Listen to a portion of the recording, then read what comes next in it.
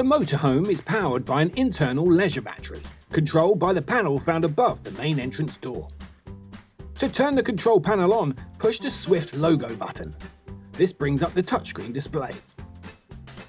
The first blue button turns your water pump on and off. You'll know when it's on as the button will be highlighted. This will need to be switched on for the taps, shower and toilet flush to work. The button labelled awning light turns the outside light on and off. The lighting button controls the lights.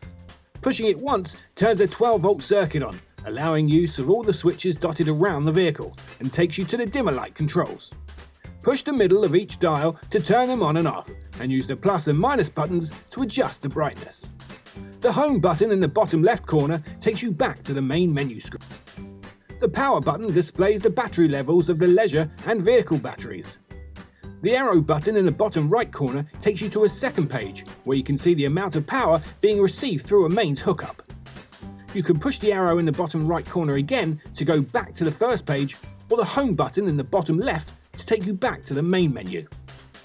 The water button shows you how much water you have in both your fresh and wastewater tanks. It is from here that you can also empty your water tanks by simply pressing the empty fresh or empty waste buttons in the far bottom right corner. The final option is the heating button.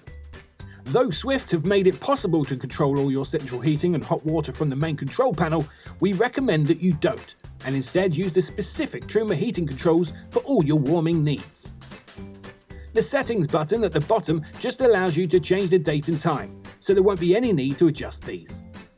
The main menu shows some other useful information across the top of the display.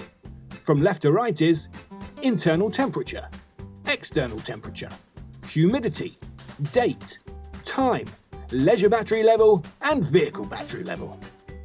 Please note that the leisure battery will not power the 3-pin plug sockets.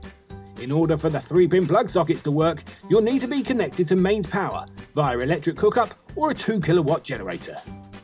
To turn the control panel off, push the main Swift button.